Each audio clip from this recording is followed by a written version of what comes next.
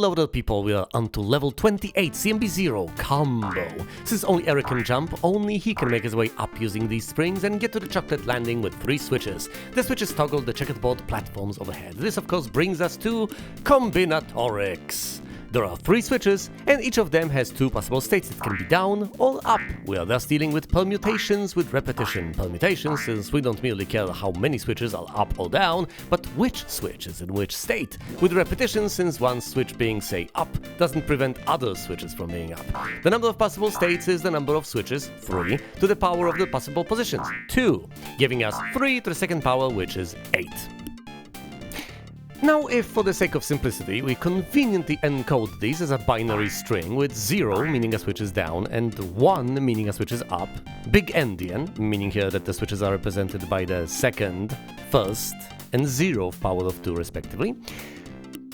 After some experimentation, I established the following solution to our platform-traversing, spike-avoidant predicament. We start out in state 2, move the 2 remaining Vikings to the right, move Olaf and Baliag, then switch to state 6, move them 1 tile over, and finally switch to state 4 and go all the way across.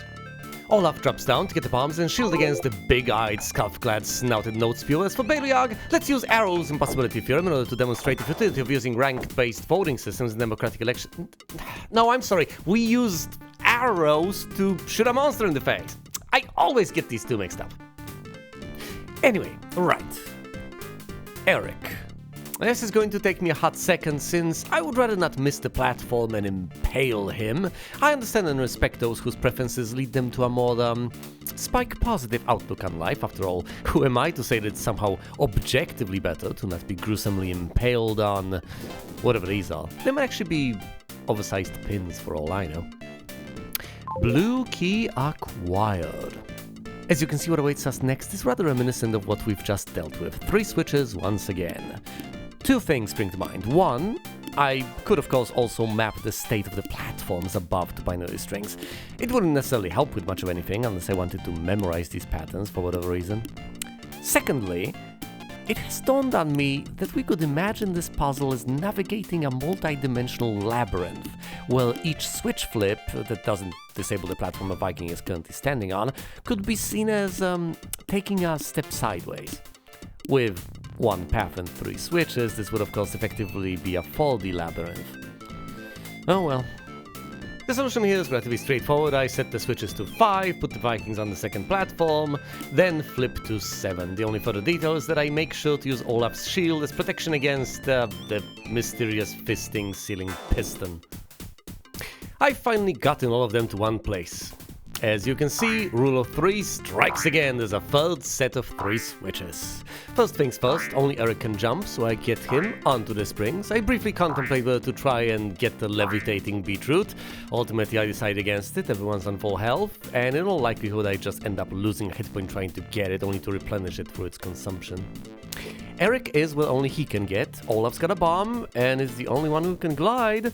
So let's blow the spotty tiles up, majestically descend, and push the mysterious red button.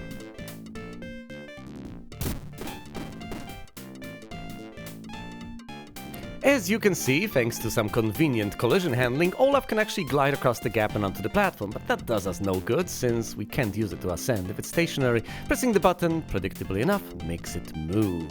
We free ourselves from the carbureted confinement and rapidly descend onto squishy chocolate once again. Let's switch to Baliag and have him handle the switches that will guide Eric across to the other side. Hopefully, literally rather than metaphorically. Some trial and error will be necessary here, just like before. As I have mentioned, there are only 8 ways to configure these switches, so it's not particularly onerous to inspect all possibilities until a helpful pattern arises. I swiftly established that the solution is to start with 3, move Eric across 2 tiles, flip onto 2, move a single tile, and finally go from 2 to 6, letting him across all the way to the right. We stumble upon a scarlet elevator more with pointy teeth. I contemplate heading right and briefly rest upon the zappy terminal until I think better of it and instead head down. This looks like a job for Olaf. Up we all go. As you may have noticed, we only have one of the 2 keys necessary to unlock our precious point of egress. I let Olaf glide down, effortlessly making his way across the arcing and sparking hazards below.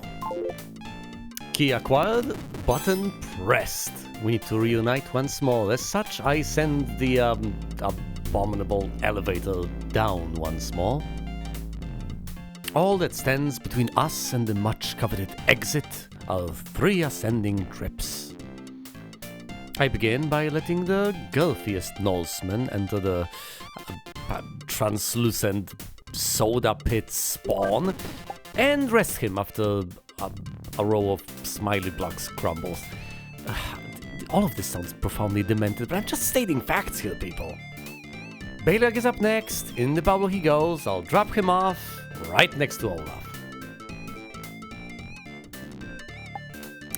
Now I just need to very patiently and carefully move Eric to them using the final key along the way.